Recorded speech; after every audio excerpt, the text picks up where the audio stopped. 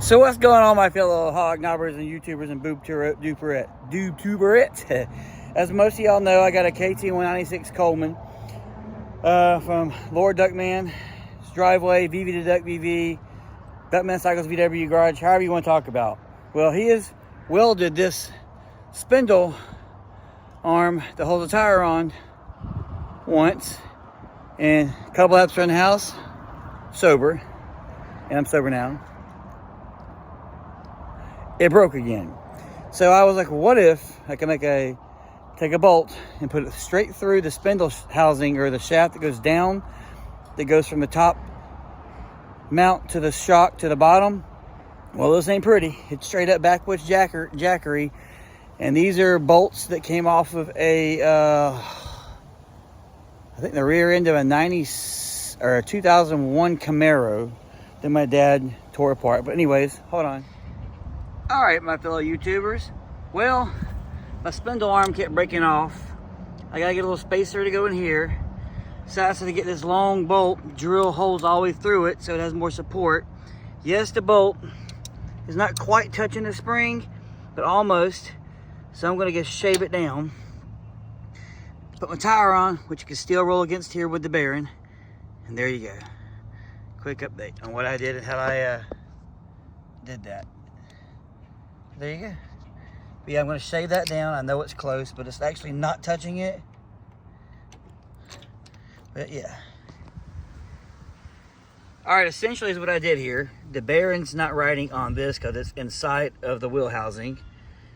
I put this here to hold the wheel in place. A rubber bushing to kind of give it a little bit of extra, whatever, that movability so it ain't just so tight. This other bushing, this lock nut, and then this bolt. So this bolt is coming straight through the shaft from this side all the way to the other side and out the stock part that the welds kept breaking on. And I got the drill bit just loose or tight enough to where I could make my own threads through this top, through this piece, all the way through on both sides. So when it catches here, it threads. When it catches there, it threads. When it comes out here, there's a spacer in there from the old welds that have been filed down. And this bent washer is essentially just kind of like a locking mechanism, so it doesn't, I don't know, spin. Because my goal was to get this tight into that, and it would, you can see, I didn't want to go in through and cause any rubbage on here on the this. But the head, as you can see, goes straight through. I've had to do some grinding to get it to not hit the steering. And let me see if I can turn the steering.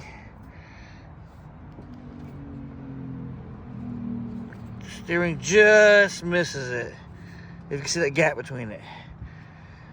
But I think on the safe side, I'm going to take it out. I'm going to ground it down a little bit more. Just leave me enough where I can get the bolt back out.